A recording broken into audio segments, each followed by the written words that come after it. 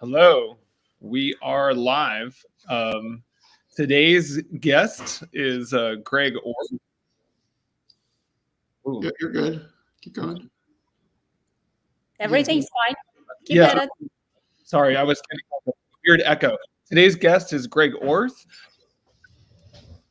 Yeah, I'll take over. Greg Orth is who is a Sandler method instructor and just all around guru in the sales space. So I'm going to hand this over to you, Greg. And the title of our episode today is identifying pain points. So what are your thoughts on this topic? Well, thanks for having me, first of all, on Twinning Strategy here, and just happy to be here with you this afternoon.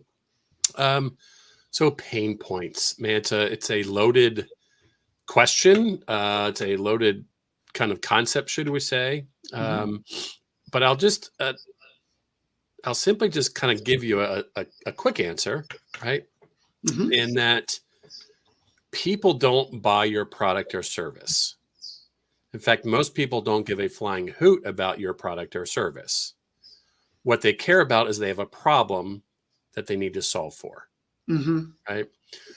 You could call it a problem, you could call it pain, you could call it a needs assessment, whatever it may be. But people, and this is actually what gets a lot of people, salespeople in trouble anyways. And I don't mean this that people are vindictive or mean or angry, but people don't care about your product or service. Yep. What they care about is they've got an issue or a problem that needs to get fixed. And hopefully your product or service can be that thing that fixes their problem or their pain. Well, and one of the things that I've noticed is that that vendors often come on to a call or in a meeting or whatever, and the first thing they do is they just list everything that they have, everything they can do for you. And usually that's my cue to get really bored. And no, you're right, Eric. You're absolutely right. And thankfully, there's a lot of job security for me. And as you said, Eric, I own a Sandler Training franchise in Pennsylvania. So I work with sales professionals and helping them be more efficient and effective in what they do. But Eric, I call that the show up and throw up. Yeah. Right. People will show up and the first thing they do is just blah, and vomit mouth all over the place about their product or service or features and benefits, how great we are and how wonderful we are and how we have the best product, we have the best service, blah, blah, blah, blah, blah. Get the point. But again, people don't give a flying hoot about that. Right. They care about the fact that I got a problem and I want you to help me fix it. And Greg, we have a question on this subject. So this problem, right? Is that something marketing should identify? Is that something sales should identify? Is that something that's identified together? What's the best way to really even start untangling this? The simplest way to understand what somebody's problem is to ask, right? Because I don't know what your problem may be. Now, you may have come to me with certain things that you've said to me off at the beginning that like, hey, there's something that I'm trying to work through. So there may be something to start with, right? But in some cases, depending on the situation, there may not be any identified problem or pain or issue. They have them, but it's then our job as sales professionals to simply ask questions within a given conversation. Sure, within a given conversation. Now, back to your question, Elena. Sales and marketing must be aligned. And unfortunately, another common pitfall within organizations, and I don't care if you're a small organization or a mega billion-dollar organization, is there's so often misalignment between sales and marketing. And the two have to be lockstep together, right? So marketing's job is to kind of bring leads and bring prospects to you, right? But your messaging has to be on point. So your marketing messaging should be about those generic problems that we generally solve. Again, every person, every company can be a little bit different in terms of what their problem is, but generally speaking, what problems your product or service fixes. So marketing needs to be going out and saying and marketing against those same ideas, right? But unfortunately, what so many times marketing does is marketing advertises against all the features and benefits that we can do, right? Well, yeah, we also vomit advertising. Sure. Absolutely, right? But then if you're not aligned, so marketing is out sending this message, but your salespeople might be saying a different message, and it can create marketplace confusion, right? Because they're not aligned, right? But when they are aligned, then that's really where a lot of the magic starts to happen. Is your marketing efforts will then improve because you're not promoting your features and benefits. You're promoting the problems that you solve. And that's what people care about. That's what's going to grab people's attention, not how awesome you are, how great your product is. I don't really care about that, right? And so when the two of those are aligned and in lockstep with each other, productivity and efficiency really go up significantly. So I'm going to jump in and say, apparently my pain point is technology user error. So I apologize for, I don't know what was going on for a second there. I had like, every time I talked, I would hear myself again. Anyway, whatever, who knows? It's probably just me. It was me. It was my fault. I won't go into it. It was too complicated, but while you were gone, we introduced Greg, we got it going. Everything's under control. Well, I will say one of the things I didn't get to say because I had my user error problems was that I have been taking Greg's course, which has been absolutely terrific, and learning a ton about sales, sales and asking questions and all this kind of stuff. And this pain point thing has really been very interesting to me. But Greg, can you give us can you give us an example of either recent or like your most epic, like I figured out someone's pain point and that was, and it went really well, or, and how it worked? So the answer to the question, Jeff, is yeah, sure, I can do that. But just as a general statement, I mean, it's literally every conversation that I have is trying to understand my prospect, or it could be an existing client of mine that we're maybe doing some additional work with, right? But literally every conversation that I have in my business is about pain, right? A generic example that I give a lot of times, and I know, Jeff, you heard this, but a generic example that I give is, so if I fall down, if I trip and I fall, right, and I get a breast burn on my knee, am I going to rush myself to the emergency room? Right? And the answer is no. Do I have pain? Yeah, I've got pain. My knee might be a little bit bothered, but I don't have a kind of pain that's going to make me rush to the emergency room, right? But I do technically have some level of discomfort or pain. Now, if I trip and fall again, and I happen to catch my leg on my armoire, the drawer was sticking out, and I gash my lower leg that needs 10 stitches, am I going to rush myself to the emergency room? And the answer is absolutely I am, right? So in both cases, I have pain, but in one case, the pain is not compelling and emotional. In the other case, it significantly is, right? So our job is to understand there's always pain. There's always pain in some capacity. Yeah. But the difference is so many sales professionals will talk to a person that has the breast burn and think they're going to be able to sell them something when they're not, because their pain's not compelling and emotional. It's just, it might be slightly annoying, but I'm not going to do anything about it. Yeah. So my job is to say, okay, where I need to find the pain that is compelling and emotional. That's when I know that people could take action. Doesn't mean they will, but they're willing to do something different to make that pain go away. In that case, I need to go get it stitched up so that I'm not going to bleed to death, right? I don't mean to get graphic here, but as a general example, that's one of them. So, Greg, go ahead. What does it happen? The identification, at what point do we tease out if this is a compelling enough pain or impactful enough pain versus not worth conversations? So at what point do we kind of figure this stuff out?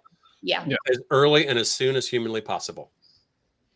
Okay. In that given conversation that we are referring to? It's the first thing I'm doing. Besides pleasantries and niceties and small talk, whatever. So the absolutely first thing that I'm going to do is to identify, do you have a pain that's compelling and emotional enough for you to want to take action?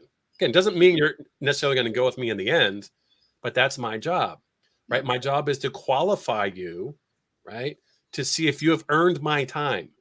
Now that sounds kind of counterintuitive with a lot of salespeople.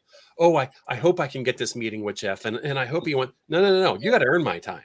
Right. And when I say earn my time, for me to give you a solution or a proposal or, you know, whatever it may be in your world, for me to give you what can make your pain go away, you've got to earn my time. Because for me to do that, it's going to take time on my end, and my time's not free, right? So my first thing that I got to do, again, outside of the pleasantries and the niceties, is to start asking a lot of questions about what's going on and to uncover that pain. And again, is it deep enough? Greg, here's a question that I have. So my company, I'm selling a solution for doing machine learning, data science, et cetera. And I keep going to these companies that have, like, they have their whole, you know, data science team that they can do this all. We don't really need you, et cetera. And it's, in many cases, I'm at least, you know, maybe I'm being a little bit overconfident, but I'm like, yeah, actually, you do need my help. You just don't know that you need my help. So I guess the question is, how do you shift the conversation from somebody who thinks they just have a little scrape, but actually are exsanguinating? That's the scientist in Eric. I don't know what that word means. I was going to say, I just wrote that down. I need to look that up later. It means you're bleeding out. Right. No. Okay. So, but Eric, the situation that you just described is another very common one, right? So oftentimes when we go into a conversation, a sales conversation, there's typically one of three things that are taking place.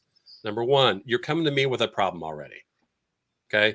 So, hey, I'm a marketing firm, and you come to me and say, Greg, I need a new logo. Okay. So you're coming to me with something. That's one scenario, right? The second scenario is, we're having a conversation and I know that you have a lot of pain, but you don't know it yet. Right. Right. So wherever the situation may be, you don't think that there's any issues, but I know that you have them. And Eric, that might be part of the one that you're talking about. And then the third scenario is simply just, we're two people sitting down together. I don't know anything about you. You don't know anything about me. We're starting from literally nothing. And then it's my job to have a conversation with you to try to pull some of that pain out. Right. But in any of those cases, all I'm simply doing is asking you a boatload of questions to understand your business and what's happening, right? So if you think about, Eric, the software that you have in this space, the company might be able to do it, but what's the advantage that you have with your product over what they currently can do or are currently doing, and how is that going to help them? So we've got to ask questions for them to reveal to their own self, out of their own mouth, the pain and problem that they have. Right. And the only way that we do that is just simply, now there's not necessarily time for it today, but there's a whole distinct level set of questions that we can ask that gets us from very vague to very specific and very compelling and emotional pain. And it's just through asking questions. Is there a favorite question that you have, Greg, when you're talking to folks? So to start off with, maybe take the example of when I'm meeting you for the first time. So are there some questions that I like? Sure. And I'll share one of them specifically here in a minute, but it really just starts with, and I'll just go back to what Eric said with his scenario. So let's say that, Eric, you're one of your own prospects. So, hey, tell me about what you guys are currently doing with, managing your software and how you're developing it. And just tell me a little bit more about that. Yeah. Super high level, very generic, basic question, but I'm asking. Notice I'm not asking a yes or no question. I'm asking an open-ended question so that it gets the conversation for you to talk, right? And then you're going to tell me about some stuff, right? And as I hear the answers, I'm going to ask you some clarifying questions. Oh, so you guys do this on your own. So you guys have coders and you have software developers internally. Well, no, Greg, we actually do outsource some of those, but we manage the process internally. Right. Oh, okay. Now I just learned a little bit more information about you. You don't actually write the software yourself. You manage the project, but you outsource it to somebody else. Okay, well, there's a potential crack right there. Yeah. Right. And so it's just through asking questions and learning more information that I can then pivot the conversation to get you to realize that you do have pain. Because if I tell you, Eric, this is your problem, you're never going to listen to me. It's like a parent telling their kid to do something. They're never going to listen to you. But if my friend tells my kid to do something, I'm like, oh, that's a great idea. I'm like, I told you the same thing, right? It's so true. But when it comes out of their mouth and the words come out of their mouth, they are significantly more apt to believe it because they said it, right? And all I'm doing is asking questions, because the value of a sales professional is not in how much information you give. It's in how much information you get. Yeah. Right. But so often, going back to the show up and throw up, the reason salespeople talk so much is because I need you, Eric, to realize how smart I am. And the only way that I can do that in my mind is to tell you all about my product and service and how great we are, so that you know I'm smart and I know what I'm talking about. Mm-hmm. That's the exact opposite of what we want to do. Right. Greg, I have We a question go for it. about what you were just saying. You just mentioned, in this conversation, I hear a little crack here. I can go for it, right? So at what point in the conversation do you make a call that your potential customer is ready for you to go for it? What signals do you get that kind of tip it and you say, okay, There are two, right? The two things that I look for that lets me know that there is some level, that the pain is at least deep enough for you to potentially want to do something about it. There's just two things. Number one, I need to hear emotion. And I call it the FUD-WACA words, right? Fear, uncertainty, doubt, worry, anger, concern, you name it. I'm listening for those, what we call emotional trigger words. Everything is bought on emotion, but justified intellectually. Everything we buy, everything, the four of us included, is bought on emotion, right? And then we justify it intellectually, but I've got to get you into that emotional state first, right? And without it, it's a brush burn, right? So that's the one thing that I'm looking for, Elena. The second thing that I need to find before I'm able to move forward is what's the value, cost, or impact of that pain that you have, right? That's what will then set you up to kind of continue on the conversation. Still not qualified yet, but at least on the pain side, those are the two things I'm looking for: pain or the emotion, and the cost, value, or impact of that pain that you're having. And the cost value assessment is more or less the rational assessment of the pain that you just assessed emotionally, kind of, right? Yes. There is an intellectual component to that, but we're still staying in that emotional range, right? Yeah, makes sense. Right, because I'll go back to what I said. Hey, you come to me, I need a new logo. Let's say I'm a marketing firm, right? And somebody comes to me, Eric, you come to me saying, Greg, I need a new logo. Okay, so you're coming to me with something, but the logo is not your problem. A logo is what we call a surface level issue or a smoke screen. So I would just simply say, okay, Eric, great. So why do you need a new logo? Right. There's my open-ended question, just high level, not embarrassing, not incriminating. Say, hey, Eric, why do you need a new logo? Well, it's time to refresh certain things, and we just thought it'd be good to kind of freshen things up and get a new logo. Yeah. Great. Well, Eric, what's wrong with your existing logo? Well, there's actually not anything wrong with the logo per se. It's just, we just thought we'd freshen up. Well, Eric, why do you want to freshen it up? What do you hope to accomplish? Well, we feel like we're just, let's say, Eric, you have a retail store, making it up. Yeah. We just thought we'd freshen it up and, try something a little bit. Well, why do you want to freshen it up? Why do you want to try something a little bit different? Well, we're actually not getting, we're not getting the foot traffic in the door that we're looking for. Okay. So quick pause out of sort of mini role play here, right? It has nothing to do with the logo. Right. Your issue is you're not getting the foot traffic in your door. So if I keep going down this line of questioning, then it's like, oh, well, you're not getting the foot traffic that you're looking for. Okay. So what do you think that might be costing you by not getting the amount of foot traffic that you're looking for? Right. Well, actually, our foot traffic is down probably about 7% year over the year for the last 2 or 3 years. And that's actually, that's opportunity dollars of about, $600,000. Okay. Now we're getting somewhere. It's not the logo that you're looking for. It's the fact that you're not getting foot traffic through the door and you think the logo is the answer, right? But if I don't get to those certain things and get you to get some of those emotional words out and to put costs against the problems that you're having, then whatever the cost of my product or service is going to be, you're like, oh, that's too expensive. Right. But when we get that emotional and compelling pain, then all of a sudden it's like, oh, I need to do something about this, right?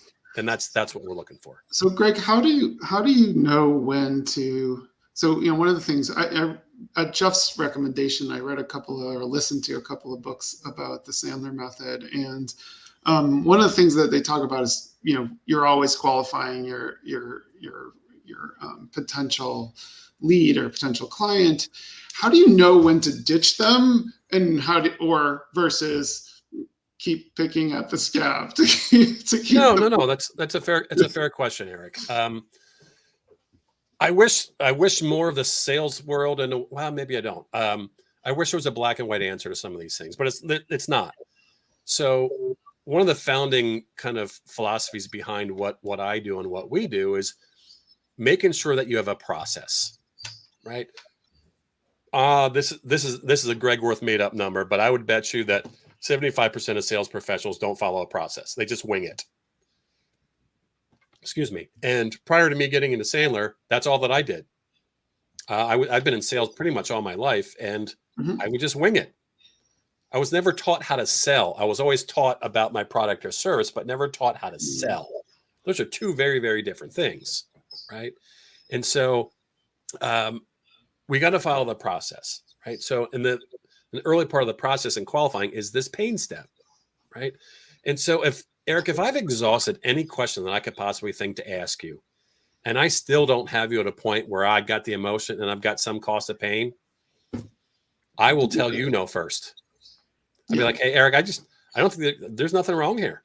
You guys are doing okay. There's really no need for us to move forward together because you're doing okay. Yeah. But that's only after I've exhausted every question I could possibly ask. And then I have to use my own belief, judgments, and opinions about a situation to decide, okay, if I have done all that I can do and there's nothing there, we got to move on, because I'm not going to waste my time, because you're not in that place that you're thinking I need to do something about this. And so I'm like, I'm not going to start chasing you because that's not worth my time. Right.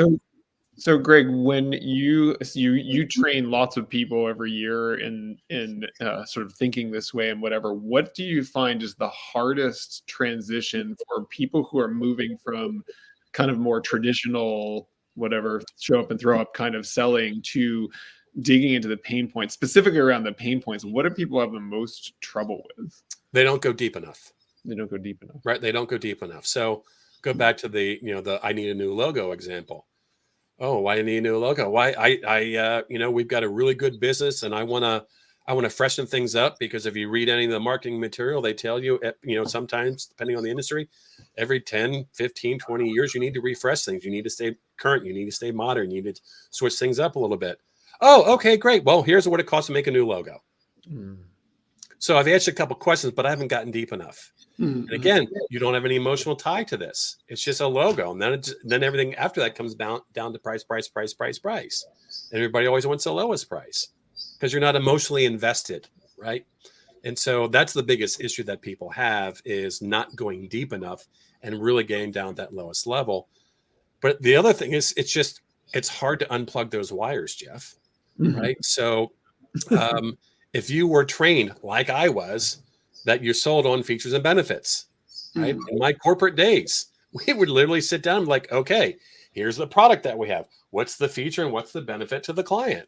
That's how I was taught for as many years as I've been doing this, which is a lot. I don't want to necessarily show my old age here, right? But pulling those wires out because we are conditioned people is very difficult. So unlearning is hard, right?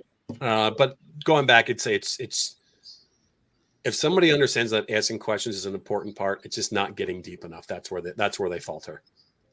Greg, I want to follow up and just ask about this unlearning, right? So when you explain to people the pain point and how it changes the nature of a conversation, I'm sure most of them would say, oh yeah, I see what you mean. And then how do you tip them into the new behavior? And how do you uncross these wires of features and benefits that have been set forever? Sure. It's a pretty simple answer, right? And I will give you an analogy, similar as if I go and have one session with a personal trainer, right? Or let me, if I have one golf lesson, right? I am not going to be able to go out tomorrow and be a scratch golfer. right? You could tell me, Elena, you could tell me all the right things to do, right, in my golf game to make me golf better. But when I'm done having that session with you and I go out and go to the actual golf course, I'm not going to be a scratch golfer, right? So habit and behavior doesn't just change with a snap of a finger and the flip of a switch. It's all through practice, application, and reinforcement, right? Just like learning a new language, learning how to play the guitar, learning to play golf, whatever it may be, you have to know what you're supposed to do, and then you have to actually go do it. And when you go do it, you're gonna fail many, many, many, many times. Just like if I'm going to hit a golf ball, I'm going to hit them all over creation, but I got to keep doing it and keep doing it. And I still need to go back to my coach, because even though they told me one time, listen, we know that things don't just take in one time. So I got to make sure that he's watching what I'm doing or she's watching what I'm doing, but I got to continue to do it. I got to do it wrong. And then I got to do it wrong again. And then I got to be corrected. Okay, no, you need to do this. You need to shift this. You need to move your foot there. But I got to keep swinging it over and over and over and over and over. Yeah. So you're 10,000 hours, right? But by the way, Greg, do not count on me improving your golf game. Okay, just right then and there. Me neither. It's good to know. I just disqualified you as a potential client because you said something about golf. So I can't help you. Your pain is even more painful in my hands. or I'll give you another example, right? And I use this often, and I don't know if you can see it. Well, you can see it there, right? Yeah. So a Rubik's Cube. Yeah. And I use this often. This is a great example, right? So there's not many people in this world, generally speaking, that don't know what this is, right? If you hold this up, people will know what it is. Heck, even from different countries, like this is a universal thing, right? Mm-hmm. So the interesting thing about the Rubik's Cube, right, is, let me grab this one too, is what happens is, so first there's the unlearning, Elena, right? And when I grew up with the Rubik's Cube, I was, as most people, hey, you got to get all the colors, right on each side. Okay, so I got to get the blue side, then I got the orange side, whatever. Well, that's actually not how you solve Rubik's Cube. You don't solve it by side. You solve it by layer, the top layer, the middle layer, and the bottom layer. Mm-hmm. But if you don't know these things, then what do? Then you just sit here and you spin and you spin and you spin and you spin. And guess what? Oh, that doesn't look very good. You know what I mean? And you have this. You're like, but I'm working hard, Jeff. I'm working really hard. Right. Yeah, you're working hard, but you're not working smart because you don't know what to do. And if you just wing it, this is what happens. We just spin and spin and spin. That's why having the process is so very important.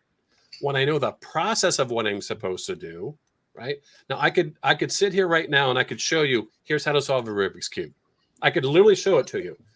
But Jeff, if you picked up a cube right now, you wouldn't be able to do it. Right.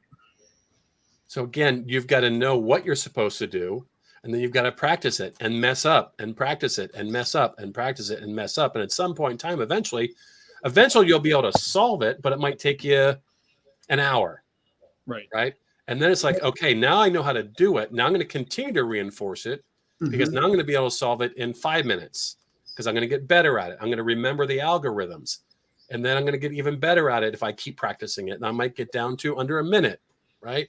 Or you get to some of the crazy folks that are out there. And I think the world record is under 4 seconds. Right. But I feel like those people who do it in under 4 seconds are the same ones who memorize pi out to like 75 digits. Yeah, they could be. But again, we don't want to work hard and just spin and not get anywhere. No, I want to work smart to know the way I'm supposed to do it, follow the process to where then I can get to a point where it is completed. Well, and I think, Greg, that's one of the really cool things I think about what you do is that your course is you teach, but then you continue to reinforce for a long time. It's really sort of a unique way of going about it. Because I agree with you. I can't tell you how many times, whatever the course I took, leadership, doesn't matter, where somebody teaches you, it's like a 3-day seminar, and then they're like, good luck, you've learned everything you need to know. And of course, you go right back to doing the same thing. Absolutely right. Because you don't have that same person sitting over top of you to look at what you're doing right and wrong, to tell you, no, don't do it that way. Do it this way. Oh, I forgot about that, right? So we need to be reminded because this isn't ingrained in our head. right? And so going back to Elena's question, so part of that unlearning is, again, knowing like, okay, I don't solve it by side. I have to solve this by layer. That's going to take me a while just to remember that. Right. Right. Right. And even though I used to be able to get 2 or 3 sides by myself, I couldn't get beyond that. Well, it's because I wasn't doing it right. So I was only ever getting to myself maybe 50 or 60% completion. And one might say, well, that's still better than nothing. Sure. But I would rather get to 100% because I have the opportunity to do so. But it's going to take time and reinforcement and application.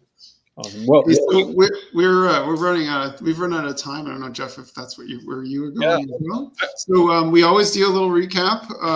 One thing we want to leave everybody with, and we always let our guests kick us off. So, Greg, any one thought to leave the podcast with? Sure. The less you say, the more successful you'll be. Right. That was awesome. Just leave it there. That's perfect, Elena. Oh, that was deep. I actually had to think about it for a second. I like that.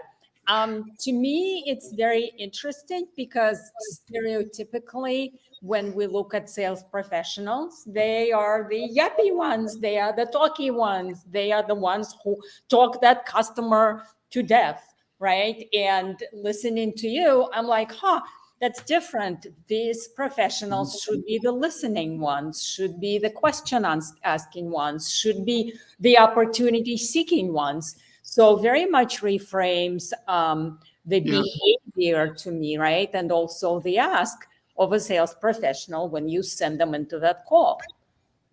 Yes. Jeff, do you want to jump in? Sure.